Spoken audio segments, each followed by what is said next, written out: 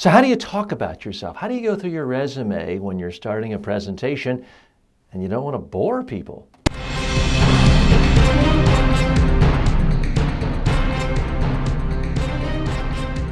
Speaking, the show about effective speaking in public, to the media, at work, and in life.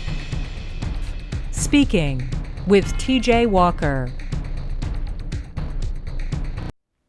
Today's top questions and comments come from one of our regular viewers and listeners, Earl Rethke.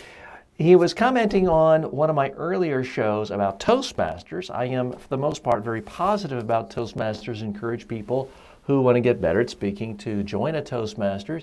My one caveat is, if you're going to take the time to go to Toastmasters, make sure you record every single presentation talk that you do. And Earl basically endorsed that. Here's an interesting point he brought up. He said, TJ, I think preparing for a contest is the biggest benefit people have when joining Toastmasters. He says, I've been a Toastmaster for a number of years, and for me, the contests are the biggest benefit. Preparing for a contest is intensive and leads to more rapid progress than simply giving club meeting speeches. I do think there is real value into competition. So many people, after they're no longer a kid, they're not playing sporting competitions, they lose that competitive zeal. And with almost anything, it's just human nature to want to win a competition. If I'm out on the tennis court and I'm just hitting back and forth, I'm simply not going to run after a ball that's a little bit out of my range as forcefully as when I'm in an actual match. Now, the match doesn't matter. I'm not in Wimbledon. I'm just playing with the same three guys every Sunday morning. But I push myself a lot more. I stretch more. I run harder when there's an actual competition.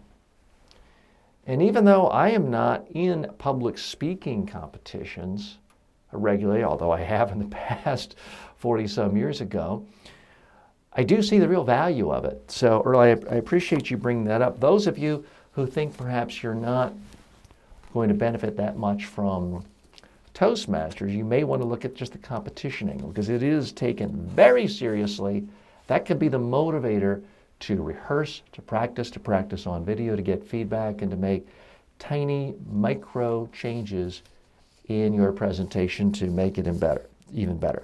Now, Earl wrote in as well talking about some things that he didn't like from a recent presentation at Toastmasters. He says, speakers were posed a question from the audience that had been written on a card and had to immediately speak for 1 to 2 minutes about it. This is where experience in table topics is very helpful. The speakers didn't do too badly, although the questions were less than random, focusing on issues relevant to their campaigns and were running for a leadership position in the organization.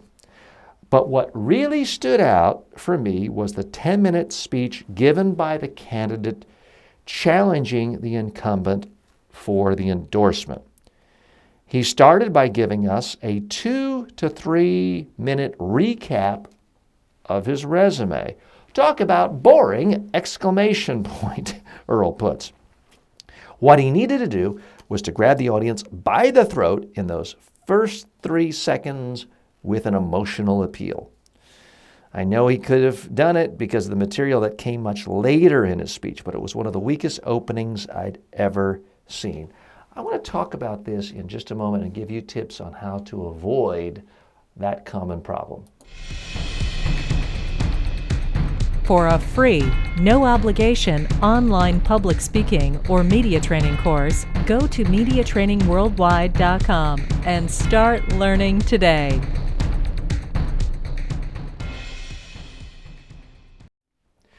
Your introduction to a speaking audience is critical. It doesn't matter if someone else is introducing you or if you're introducing yourself. The purpose of an introduction is to whet the audience's appetite, to want to know why you're speaking, why you're qualified and relevant to speak, what about you that might be unique, and what you're going to do that's interesting and relevant and helpful to them.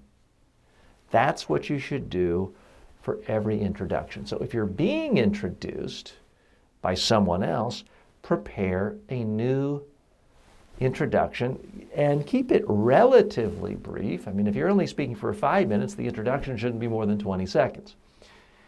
If you're speaking for an hour and a half, well, then a 1.5 minute introduction, a little lengthier, is perfectly fine. So what you need to do in this particular case, I wasn't at the Toastmasters convention, but if I'm running for a Toastmasters leadership position, I'm only going to talk about the things in my background that are going to help the Toastmasters, help the meetings better, help the competitions better. I'm not going to talk about my high school diploma, where I went to college, my college degree, and these resume things. That's what people feel the need to do. They feel the need to sort of read down a resume. It's boring. You need to tailor your information. So, for example, when I used to go regularly to National Speakers Association meetings, they would typically have each member stand up and introduce themselves. And some of them were incredibly boring. And so often they start with, hello, my name is this, my title is this, my company is this, and I do a lot of the same things other corporate law firms. It's just boring. It's uninteresting. And you could see this at Chamber of Commerce meetings, quite other networking events where you're asked to sort of stand up and talk about yourself. Here's how I would introduce myself at networking events and things like the National Speakers Association. Imagine the New York Times calls you and wants to interview you about your business for 20 minutes, and you're going to get one quote in the story. Do you know what that one quote would be?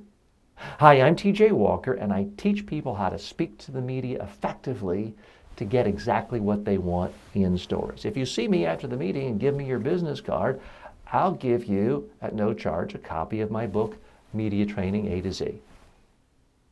There, less than 30 seconds. That's how I introduce myself at a speakers meeting, because I know all of those people want to get interviewed by the New Yorker. They're all looking to promote themselves. So it was a message highly tailored to that audience. It's also true, of course, but that's different from how I would introduce myself if I'm asked to give a high school speech on what to do with your career, because most people in high school are not looking to do interviews with the New York Times. By starting my presentation talking about you, imagine you are getting called by the New York Times to be interviewed. That's more interesting to people because I'm asking them to imagine what happens to themselves. I'm not starting with my name. Nobody cares about my name. I'm not starting with my title, the name of my company. I start off my introduction by talking about people in the audience. Then I talk about how I'm going to benefit them. Then I talk about a reason for them to want to know more about me. Because when they do come up and give me their business card, which they invariably do, I send them a book. And that book has a huge, lengthy bio on me if they want it.